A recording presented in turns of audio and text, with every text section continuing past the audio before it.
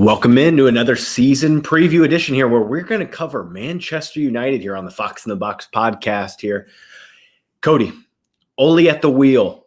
What is going to happen? They bring in Bruno Fernandes in January and he completely revitalizes the club single-handedly with his penalties, assists, goals galore. Now it's, they bring in Van de Beek. That's a nice player. It's a nice piece from Ajax. I think he was a little bit expensive. Where is he going to fit into this midfield with the Pogbas and the Fernandes? Is he? I don't see him getting a lot of game time early. But they did secure a Gallo from China as a backup striker. I think that's nice and all.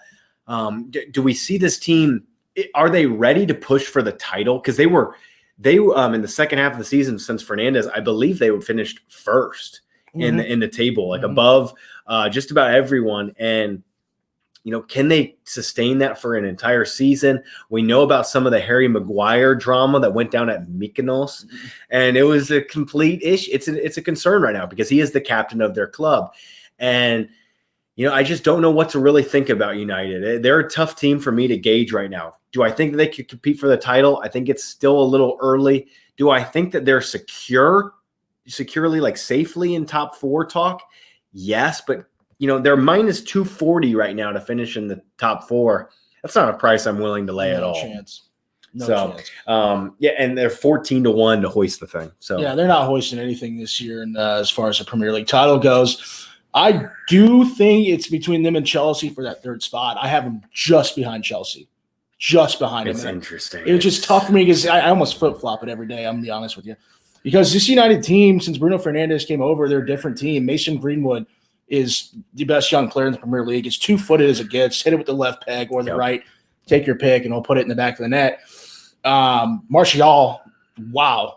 His goal scoring is come out of nowhere. He took a step up last season. He did, and I don't see that regressing at all. I mean, he's just such a good player. Marcus Rashford, when he's fit, another unstoppable force. And obviously with Pogba there, I mean, it's almost a complete team, Matt. They really are. Defensively, they're great with Lindelof, Maguire, and Wan-Bissaka. It's tough to break through them, especially during this coronavirus. They really just stepped it up. I do have some concerns, though, about the left side with Shaw and Williams. That's an issue. It's a side that a lot of big teams are going to pick on because Wan-Bissaka, for me, is probably the best defensive back in this league. Yes. I mean, the dude tracks back. He's one of the best slide tacklers I've honestly ever seen. Like, he's so damn good at slide tackling. It's crazy. And then De Gea in between the sticks. Is there going to be some kind of riff with De Gea and Henderson, who now returns to the club? They just signed him to a long-term deal.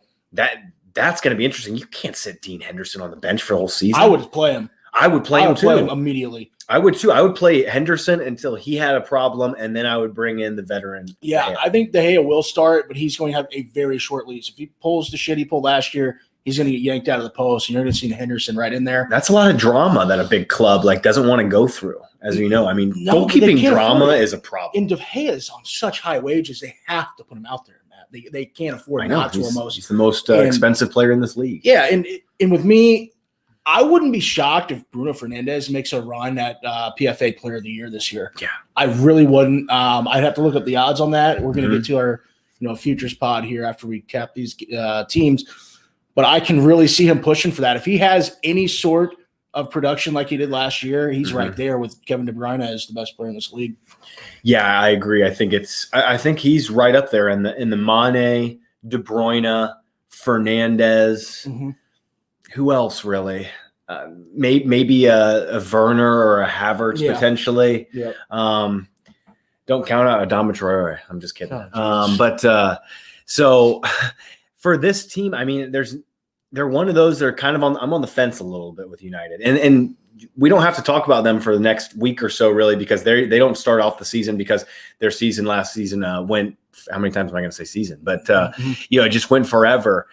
So they get a little break here. But Greenwood, like you touched on, Cody, he might be PFA Young Player of the season. Him or Foden. It's kind of flip a coin. But I would lean with Greenwood because of his goal scoring prowess. Saka is in the mix as I like Saka, a dark horse. In Saka. I think that those are the three that we'll be touching on a lot this season. But yeah, I mean, there's still a lot of there's some drama potentially in the mix here for this team. They go as far as Bruno Fernandes will take them, I think. And 100%. he carried them on his back to the top 4. He is the reason that they are going to be playing Champions League football this year. It was a brilliant signing by them in January. That you can't fault them for any of those business moves. But still, I think they have a lot to prove to me on the pitch. They still have these spells in the season where they struggle to score, and then I don't know. They were fantastic though. Second half of the season last year to bet overs with, because that offense was just firing on all cylinders because of Bruno. So I'd like that shout out, Cody. Bruno in that PFA discussion here. But really, that wraps up our Manchester United preview here, and we'll be on to more teams next.